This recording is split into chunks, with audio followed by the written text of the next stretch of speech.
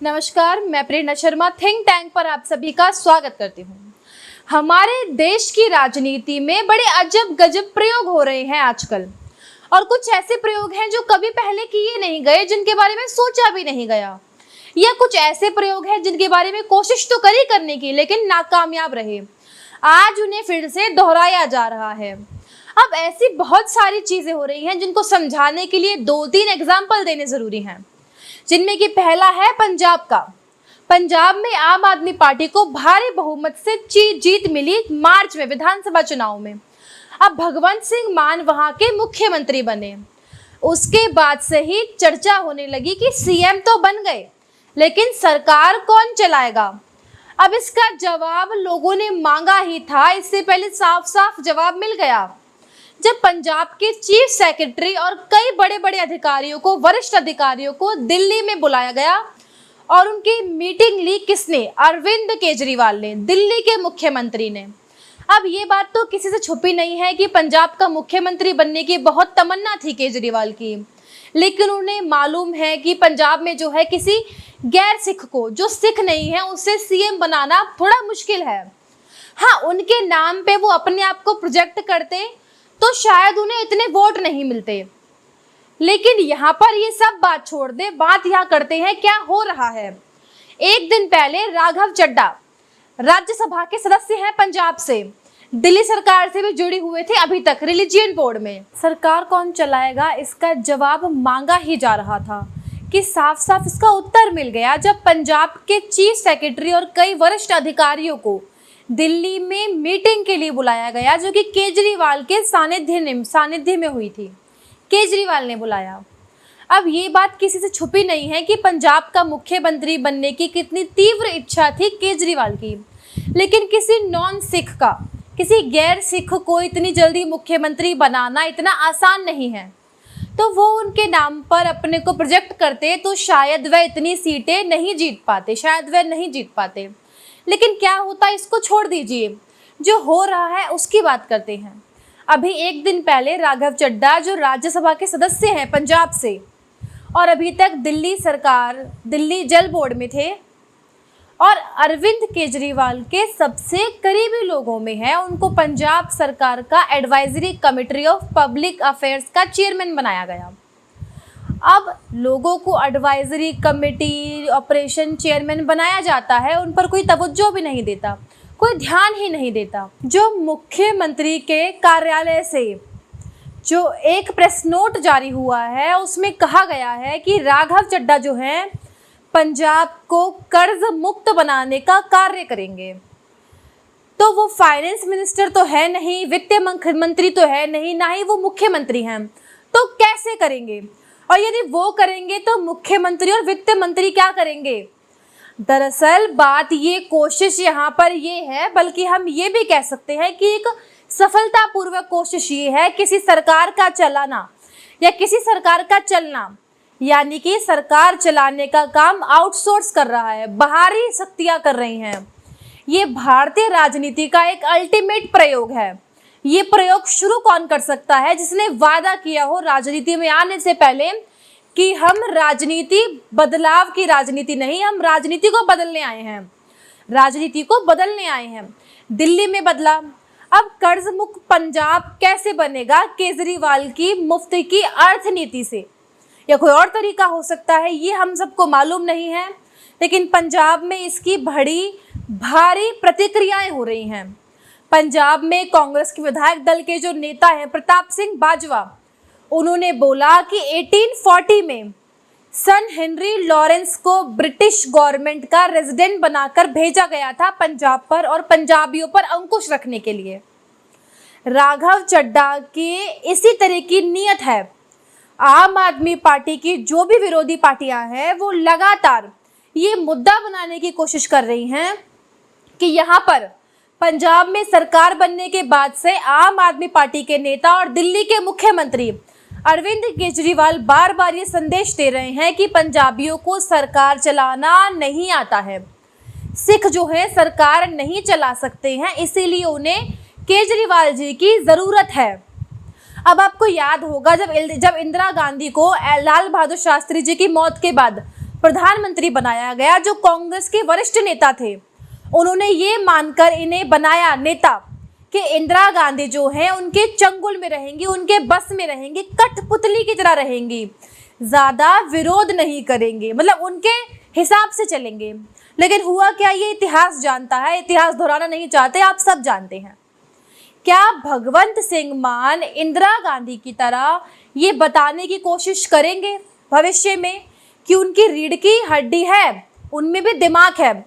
क्योंकि है तो मुश्किल, क्योंकि इंदिरा गांधी का जो बैकग्राउंड था वो पूरी तरीके से पॉलिटिकल फैमिली से थी, ऐसा था। और भगवंत मान के साथ ऐसा बिल्कुल भी नहीं है। क्या भगवंत सिंह मान इंदिरा गांधी की तरह बताने की ये कोशिश करेंगे कि हाँ हमारी भी रीढ़ की हड्डी है? लगता तो मुश्किल है, क्योंकि इंदिरा गांधी एक राजनीतिक परिवार से आती थी। उनकी जो पाल पोस था, परवरिश थी, वो एक बड़े राजनीतिक घटनाक्रम वाले परिवार में हुई थी। अब भगवंत सिंह मान के साथ ऐसा कुछ नहीं है। वो कॉमेडी सर्कस से एक हास्य शो से मुख्यमंत्री की कुर्सी पर आए हैं, तो वो ऐसा कर पाएंगे, ऐसा कहना थोड़ा मुश्किल है। क्योंकि अभी भी वो इस बात से वो एहसान तले दबे हुए हैं अरविंद केजरीवाल के कि उन्हें मुख्यमंत्री बनाया गया। तो जब तक वो इस एहसान के तले दबे रहेंगे तब तक उनका खुद का कोई वजूद नज़र में नहीं आएगा। आएगी कि नहीं आएगा ये कहना बहुत मुश्किल है, और इसके कोई संकेत भी नहीं दिख रहे हैं। जिस तरीके से वो अपनी पावर कंसीड करते जा रहे हैं, लगातार अपने अधिकार क्षेत्र को सीमित करते जा रहे हैं, उससे लग रहा है कि वो धीरे धीरे एक किसी और के हाथ का रिमोट बन चुके हैं, रिमोट कंट्रोल केजरीवाल के हाथ में। तो ये बड़ा प्रयोग चल रहा है भारतीय राजनीति में। दूसरा प्रयोग चल रहा है तमिलनाडु में, जिसका पटाक्षेप हो गया है। दिसंबर 2016 दिसंबर में जयललिता के निधन के बाद ऑल इंडिया अन्ना द्रविड़ मुनेत्र कड़गम यानी कि अन्ना द्रमुक, वो पार्टी डुअल लीडरशिप पे चल रही थी, यानी कि दो नेताओं के नेतृत्व में सत्ता का बंटवारा हुआ। दो नेताओं में ई पलनीस्वामी और ओपीएस और ईपीएस, ये दो नेताओं में बंटवारा हुआ।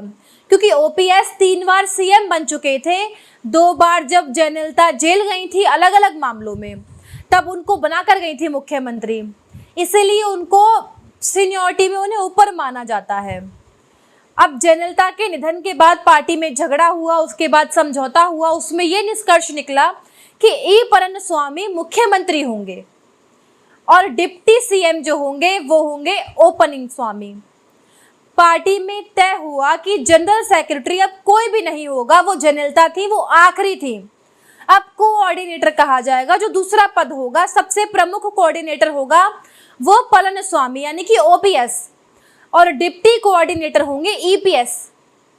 ये सिलसिला चल रहा था, लेकिन विधानसभा, पहले लोकसभा फिर विधानसभा चुनाव में हार के बाद पार्टी को समझ आया कि ये दो नाव की सवारी जो है ये चल नहीं पाएगी। तो पार्टी की जनरल काउंसिल की मीटिंग बुलाई गई, अदालत में मामला गया। सुप्रीम कोर्ट ने कहा आखिरकार कि पार्टी के अंदरूनी कामकाज में दखल देने का अधिकार नहीं है अदालत का। उनकी काउंसिल की मीटिंग हुई 11 जुलाई की, उसमें ईपीएस को पार्टी का जनरल सेक्रेटरी चुन लिया गया। ओपीएस के लोगों ने हिंसा का विरोध किया तो ओपीएस को पार्टी से निकाल दिया गया। अब ये जो प्रयोग था दो नेताओं का, यानी कि बहुत बार ऐसी बात आती है कि जनता पार्टी के एक्सपेरिमेंट के दौरान कलेक्टर लीडरशिप की, तो ये जो कलेक्टिव लीडरशिप है ये चलती नहीं है, केवल एक चलती है। अब तीसरा उदाहरण है विचित्र राजनीति का, महाराष्ट्र का, जिसको उद्धव ठाकरे ने शुरू किया। जो उनका कोर इशू था उसको छोड़कर, यानी कि हिंदुत्व को छोड़कर वो चल गए धर्मनिरपेक्ष खेमे में।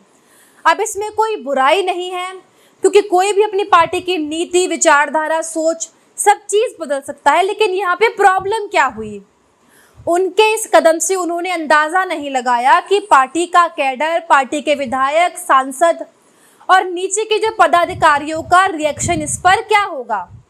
उन्होंने सिर्फ अर्जुन की तरह चिड़िया की आंख देखी और मुख्यमंत्री का पद देखा। मुख्यमंत्री का पद तो उन्हें हासिल हो गया, लेकिन उसके बाद जो हुआ वो हम सब ने देखा। एकनाथ शिंदे के नेतृत्व में 40 to 41 विधायकों ने बगावत कर दी, पार्टी टूट गई।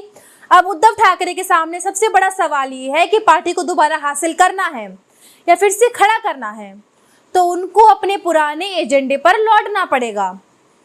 लेकिन पुराने एजेंडे पर लौटना तो चाहते हैं, लेकिन जो अभी नया अपनाया है उसको छोड़ना नहीं चाहते हैं। यानी कि महाविकास आघाड़ी भी बनी रहेगी और हिंदुत्व का एजेंडा भी बना रहेगा। तो इस तरह की जो बेमेल राजनीति है वो चलती भी नहीं है और ना ही देखने को मिली। अरे भाई साहब, एक फैसला करिए, या तो आप धर्मनिरपेक्ष खेमे में रहिए या तो फिर आप हिंदुत्व के एजेंडे पर चलिए। दोनों में से एक खेमे में आप चल के रहिए। ये दोगलापन राजनीति में नहीं चलता है। तो वो ऐसे विचित्र राजनेता हैं कि हमें नहीं लगता कि भारत देश में ऐसा कोई भी पॉलिटिशियन हुआ होगा जो एक समय में दो विरोधी विचारों पर एक साथ चलना चाहता है। तो वो है उद्धव ठाकरे। तो यही होता है, जो दो नाव की सवारी करते हैं वो ना इधर के रहते हैं ना उधर के रहते हैं। उनका फ्यूचर ओनली डिस्ट्रॉयड, उनका फ्यूचर हमेशा गिरा हुआ होता है, तहस नहस हो जाता है।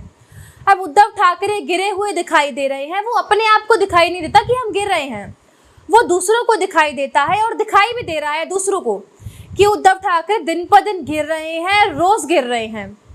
अब चौथा उदाहरण कर लेते हैं, जो चौथा नाम है उनकी बात कर लेते हैं। तो अब जिनकी बात मैं अब करने जा रही हूँ उनका इस बात से हालांकि कोई लेना देना तो नहीं है। वो है राहुल गांधी। ऐसा नेता भारत को कभी मिला नहीं और कांग्रेस पार्टी को तो लगता ही नहीं कि आगे जाके कभी मिलेगा। राहुल गांधी एकमात्र अनोखे नेता हैं, एक लौते हैं। 2014 to 2022, 8 साल का लंबा वक्त। 8 साल में वो कितनी बार विदेश यात्रा में गए। अभी 11 जुलाई को वो फिर जाएंगे। कोई कह रहा है स्पेन गए हैं, लंदन गए हैं, लेकिन विदेश यात्रा पर चले गए हैं। 109वीं विदेश यात्रा है उनकी। इन 8 सालों में जितने दिन होते हैं उसका लगभग 40% समय वो विदेश में रहे हैं और वो कांग्रेस पार्टी के सर्वे सर्वा है, करता धरता है। कांग्रेस पार्टी उन्हें प्रधानमंत्री बनाना चाहती है। कांग्रेस को चलाएं, संगठन को खड़ा करें, पार्टी का नेतृत्व करें। कहाँ से करेंगे? पेरिस से, लंदन से, न्यूयॉर्क से या बैंकॉक से? कहाँ से करेंगे? तो वो तो होने वाला नहीं है किसी भी हालत में। लेकिन कांग्रेसों की भी दाद देनी पड़ेगी। ऐसे नेता को बर्दाश्त कर रहे हैं, झेल रहे हैं, नतमस्तक हैं कांग्रेसी उनके आगे। उनकी पूजा करनी चाहिए, उनके तो मंदिर बनने चाहिए, उन्हें पूजना चाहिए। क्योंकि लोकतंत्र में इस तरह के कार्यकर्ता, इस तरीके के फॉलोअर्स आपको देखने को ही नहीं मिलेंगे, जो नेता के गुण अवगुण देखते ही नहीं है आंखें मूंद के। तो राहुल गांधी उन्हीं नेताओं में से एक है। राहुल गांधी फिर से विदेश यात्रा पे हैं, अब फिर लौट के आएंगे कुछ दिनों में। तो ये ऐसे राहुल गांधी ऐसे करते हैं। तो ये चौथा उदाहरण सबसे बड़ा है। अब कहाँ से उनमें ये विचार आया इतना विदेश यात्रा करने का? सोचिए। अब यदि आप स्वतंत्रता आंदोलन का इतिहास पढ़ के देखें तो आप ये जानेंगे कि जवाहरलाल नेहरू जब जेल से आते थे तो वो निकलते ही विदेश यात्रा पर जाते थे और उनका भी परसेंटेज शायद इतना ही आएगा कि कितने समय जेल में रहे और कितने समय विदेश में रहे। उन दिनों की गिनती रहे तो एग्जैक्ट तो हम बता नहीं सकते क्योंकि गिनती हमने की नहीं है। तो लगभग हर बार जेल से निकलने के कुछ दिन बाद वो विदेश यात्रा पर जाते थे। लेकिन जवाहरलाल नेहरू स्वतंत्रता आंदोलन में थे, स्वतंत्रता आंदोलन के कारण वो जेल में जाते थे। राहुल गांधी को तो लगता है अपना घर ही जेल लगता है या कांग्रेस पार्टी जेल लगती है, जो हर बार, या देश जेल लगता है, कुछ भी हो सकता है। उनका मन यहाँ लगता ही नहीं है और ये सब इतने प्रेशर के बाद हो रहा है। और यदि उन्हें छूट हो तो वो कहाँ रहेंगे? तो मुझे लगता है ये जो आंकड़ा है ये उल्टा तो निश्चित रूप से हो जाएगा। वो 60% समय बाहर रहेंगे और 40% भारत में रहेंगे। उसमें भी धीरे धीरे कटता जाएगा कि वो कितना समय भारत में बिताएंगे। तो ऐसा होता है। मुझे लगता है कि राहुल गांधी जो है उनके पास कोई ऐसा उपकरण है जिससे वो विदेश में बैठकर अपनी पार्टी चलाना चाहते हैं। तो कांग्रेस पार्टी का क्या होगा ये बताने की आवश्यकता नहीं है। ये कांग्रेस ही को सोचना चाहिए जो राहुल गांधी की राजनीति में अपना भविष्य देख रहे हैं, अपना समय जाया कर रहे हैं। तो ये जो विचित्र राजनीतिक घटनाएं हो रही हैं, ये देश की राजनीति को किस ओर ले जाएंगे, ये हम सबको सोचना चाहिए, गहन विचार करना चाहिए। ये एक लोकतांत्रिक देश का संकेत किसी भी हालत में नहीं है और बिल्कुल भी नहीं है। ये एक ऐसा एक्सपेरिमेंट हो चुका है और ये दूसरी बार हो रहा है। एम करुणानिधि जब जीवित थे तभी उनकी पार्टी ने उन्हें लाइफ टाइम प्रेसिडेंट घोषित कर दिया था। दूसरे नेता, दूसरी पार्टी वाईआरसीपी पार्टी, जगन मोहन रेड्डी आंध्र प्रदेश के मुख्यमंत्री, उनकी पार्टी का महाधिवेशन हुआ, उसमें उनको आजीवन अध्यक्ष घोषित कर दिया गया। अब आजीवन अध्यक्ष या आजीवन सत्ता या राजा, ये रजवाड़ों के ज़माने में होता था, आज के ज़माने में सार ये पॉसिबल नहीं है। लोकतंत्र में कोई कैसे लाइफ टाइम अध्यक्ष रह सकता है? ये बात उस समय करुणानिधि की पार्टी डीएमके ने चुनाव आयोग को लिख के दी थी कि हमने अपनी पार्टी के संविधान में संशोधन कर दिया है। लेकिन वो दौर अलग था, आज का दौर अलग है। आज क्या जगन मोहन रेड्डी की पार्टी लिख कर देगी चुनाव आयोग को, तो चुनाव आयोग इसे मान लेगा? क्योंकि आज पिछले काफ़ी समय से, कई दशकों से चुनाव आयोग सभी पार्टियों को ये निर्देश देता है, इंस्ट्रक्शन देता है कि आपके संविधान के मुताबिक जितने समय में चुनाव होना है, होना ही चाहिए, संगठन का चुनाव होना चाहिए। तो संगठन का चुनाव तो होगा ही नहीं रेड्डी जी की पार्टी में, तो क्या चुनाव आयोग इसे स्वीकार कर लेगा? जानते नहीं हैं, लेकिन क्या होगा देखते हैं क्या होता है। कैसे कैसे ऐसे एक्सपेरिमेंट्स होते रहेंगे देश की राजनीति में। तो मिलेंगे आपसे किसी और मुद्दे के साथ, तब तक आपसे रिक्वेस्ट है चैनल को सब्सक्राइब कीजिए, वीडियो को लाइक कीजिए और कमेंट में अपनी राय लिखना तो बिल्कुल ना भूलें। नमस्कार।